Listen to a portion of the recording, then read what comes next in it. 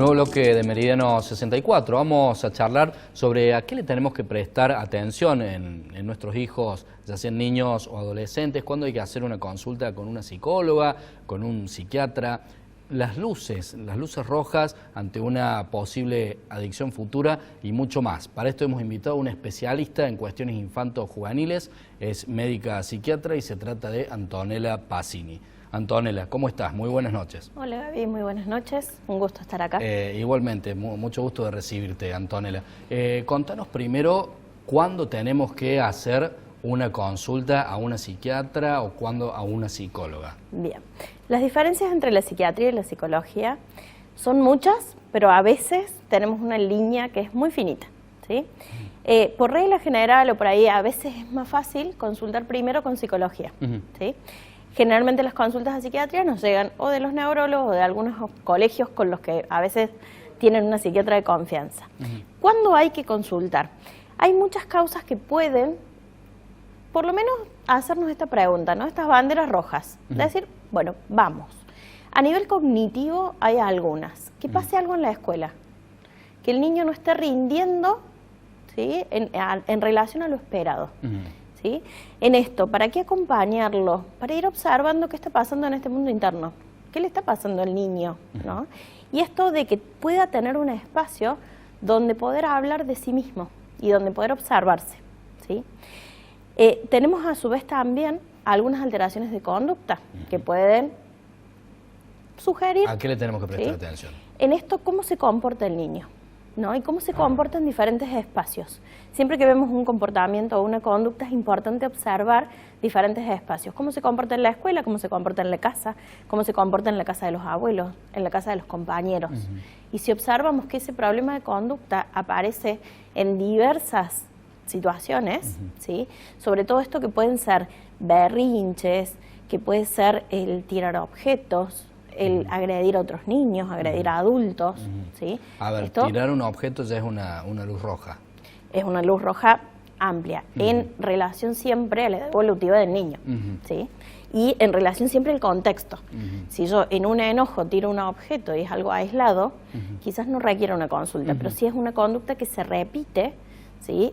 Es importante consultar. En esto vamos a tener como dos grandes fuentes en relación a cuándo consultar. Una cosa son las consultas agudas. El niño viene comportándose de una forma y de pronto hay un cambio conductual. O, por ejemplo, se retrae, empieza a tener un ánimo diferente al habitual, conductas diferentes a las habituales. Puede tener problemas de sueño, pueden aparecer miedos que antes no estaban, que algunos miedos pueden ser normales en el desarrollo. ¿Cómo ser? Por ejemplo, el miedo a la oscuridad, ¿no? En un niño de 6 años, o a los 6 años podemos tener una amplitud de miedos, ¿sí? O el miedo a la muerte, ya en edades un poquito más avanzadas, 9, 10, 11, o el miedo a la muerte en relación a un contexto de la pérdida de algún familiar cercano. Todo eso puede ser normal, pero también es importante tener en cuenta y abrir los consultorios, ¿no? El ir a un consultorio no significa que un niño tenga una patología. A veces vamos al consultorio y consultamos para poder tener una mirada externa de un profesional. Doctora, ¿siempre se llega a la medicación, a la necesidad de medicar a un niño o a un adolescente? No, la medicación es excepcional. Esta es una pregunta que me hacen mucho en relación a la psiquiatría. Los psiquiatras no simplemente medicamos, ¿no? La diferencia entre un psiquiatra y un psicólogo es que los psiquiatras somos médicos, primero nos recibimos de médicos y después hacemos la carrera de psiquiatría. Los psicólogos no pueden medicar. En ambos casos realizamos diagnósticos, desde diferentes formas. Y los psiquiatras somos el puente entre la medicina y la psicología, ¿no? Podemos ver esto que es el cuerpo y también vemos esto que es la mente. ¿Puede haber algún trasfondo de abuso en la criatura con estas conductas que usted señalaba, como por ejemplo el retraimiento o esto de los enojos, del revolear objetos? En esto, donde hay situaciones de abuso de diferentes tipos, ¿no? Siempre vamos a estar atentos a los cambios de conducta abruptos, ¿sí? Cualquiera de estos síntomas puede ser un síntoma de abuso, pero siempre tenemos que ser muy cuidadosos en observar todo el contexto, porque así como puede ser un síntoma de abuso, puede ser un síntoma de que está enojado por algo que le está sucediendo en la escuela o algo que está sucediendo en la casa que los papás no están pudiendo poner en palabras, ¿no? Entonces, desde este lugar hay que ser cuidadosos. Y por eso también esta invitación a que haya profesionales que acompañen procesos. Son muchos los miedos que transcurren en la cabeza de los papás, ¿no? El miedo a ir al consultorio y el miedo a qué le está pasando a mi hijo. ¿Cuáles son los mitos que traen este miedo a la consulta? Son muchos los miedos. En relación a la psiquiatría, creo que la sobremedicación o el sobrediagnóstico. ¿Esos son los mitos o los miedos? Los miedos, ¿no? Y los mitos que están es, voy a estar medicado, voy a estar dormido, ¿no? En esto asociando un proceso medicamentoso que sí o sí me da somnolencia o estoy dormido o no siento, ¿no? Muchas veces las personas más adultas en general, o algunos de los adolescentes también lo traen. Tengo miedo de dejar de ser yo. Y ese es uno de los miedos y mitos que están en la medicación, en torno a la medicación, ¿no es cierto? Por el otro lado, la adicción a la medicación. Ese también es uno de los miedos y mitos. ¿Son adictivas las medicaciones? No todas, hay algunas que sí, y el principal riesgo de la adicción en relación a la medicación es la automedicación. Cuando hay un control por un psiquiatra, por un médico... Y por la familia. Exactamente, y digamos, la medicación está en un plan de tratamiento, el riesgo de la adicción es muy bajo. ¿Sí? Distinto cuando una persona consume, digamos, más un adolescente, cuando consume la medicación por sus propios medios. Antonella, hace algún tiempo entrevistamos acá mismo a la psicopedagoga Liliana González y ella señaló que la pantalla, ya sea el jueguito o la televisión, es la primera adicción y que posiblemente abra las puertas a otras adicciones en otra etapa de la vida. ¿Qué puedes decirnos de esto? En esto es muy importante entender que la adicción surge de un malestar adictivo. ¿No? ¿Qué es un malestar adictivo? El malestar adictivo se describe como una sensación de vacío, una sensación de, a veces como aburrimiento. Es una sensación de malestar y que tiene que ver con no poder conectar con cuestiones de la vida, del disfrute, ¿no? En esto, si lo llevamos al plano de un niño, quizás no poder conectar con el juego, no poder conectar con otros niños. Eso puede traer un malestar. Ese malestar, ¿qué pasa? Necesito llenarlo con algo. ¿Qué es lo primero para llenar para un niño? Una pantalla, porque es a lo que tiene más acceso. ¿Sí?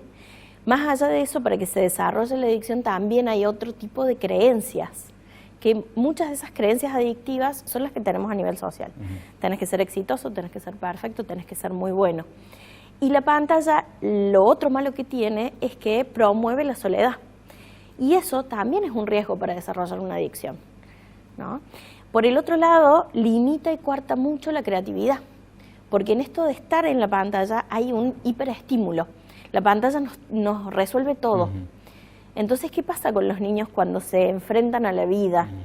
Nada es divertido, nada tiene ese sentido. Es decir, que es altamente peligroso ponerle a un niñito algún videíto, alguna cosita o algún jueguito. ¿Hasta qué edad podríamos decirlo? Se habla hasta los 3 años, ¿no? Hasta los 3 años los sería primeros cero. Contactos. Sí. Sería 0. Hasta los 3 años es 0. Inclusive esto de por ahí poner los dibujitos de fondo, hay que tener cuidado, ¿no? Y siempre bajo la supervisión de un adulto, porque también pasan cosas en esas pantallas, ¿no? Porque hoy por hoy no es solo la pantalla, hay una interacción también de qué estoy viendo del otro lado y a quién estoy viendo del otro lado. A partir de los 3 años, mi sugerencia siempre es, primero, que estén con un adulto. Entonces esta cuestión de estar yo solo en la pantalla disminuye ese riesgo. ¿Y tiene algo positivo la pantalla? Las pantallas tienen muchas cosas positivas, por la otra parte, ¿no? Todo lo que es entrenamiento de funciones ejecutivas, si uno busca videojuegos que trabajan específicamente lo que es planificación, lo que es atención, todo lo que es entrenamientos, hay videojuegos que son muy buenos para poder entrenar. El tema es, ¿qué edad? ¿En qué momento? ¿En compañía de quién? ¿Cómo lo hago? Y creo que es un desafío para los adultos, primero conocer qué están haciendo los niños en la pantalla y tenerlo como muy claro. Y por el otro lado, también esto de buscar cuál es el objetivo, ¿no? Hay, por ejemplo, excelentes simuladores de vuelo para niños chiquitos. Hay muchas actividades que se pueden hacer a través de la pantalla. Hay muchas páginas que fomentan también la creatividad o utilizar la pantalla para una conexión con el entorno. Esto de, bueno, vamos a buscar hacer un origami. Entonces, pongo en la pantalla el origami y juego con mi hijo. Entonces, esa soledad no se torna digamos, un ensimismamiento, no se ensimisma sino el que se niño. puede compartir. Doctora, Exacto. ¿cuáles son las problemáticas más comunes que le tocan hoy por hoy en el consultorio? Bien, después de la pandemia, una de las problemáticas que apareció fue la dificultad de los niños de sostener la escuela, sobre todo quienes vivieron en pandemia, primer grado, segundo grado, que tuvieron, digamos, clases virtuales. Este miedo a estar en la escuela, todo lo que tiene que ver con algunas cuestiones obsesivas en relación a la limpieza, también aparece. Y por el otro lado, en los adolescentes, esta dificultad de la interacción con otros pares y conductas autolesivas que generalmente están asociadas, que hoy por hoy se están viendo mucho, todo lo que es el cutting, ¿no? ¿Qué es el cutting? Es cortarse, ¿no? Cortarse para no sentir dolor emocional y sentir otro tipo de dolor, ¿no? Está asociado muchas veces a pensamientos de tipo suicida, a veces no. ¿Sí? Y a cuestiones de sexualidad también, que estamos muy atravesados. ¿Cómo ser? Transición de género, por ejemplo, o también interrogantes, ¿no? Depende, hay psiquiatras que hacemos psicoterapia y otros que no. Acá, en psicoterapia se suele ver también. Quedan 20 segundos, doctora, pero ¿a partir de qué edad se puede empezar a charlar o trabajar con una transición de género? En esto es la edad que el niño, ¿sí?, empiece a manifestar el deseo. En esto se lleva al consultorio y después a partir de eso hay todo un proceso que según la edad del niño o del adolescente es muy diferente, ¿no? En base a las hormonas, en base a lo que ese niño requiera según la situación. No podemos dar un aproximado de edad. No, porque va a depender muchísimo del caso. Doctora Antonella Pacini, le agradecemos por haber formado parte de Meridiano 64. Muchas gracias. Nosotros nos despedimos hasta la semana próxima. Sigue compartiendo esta pantalla. Hasta entonces.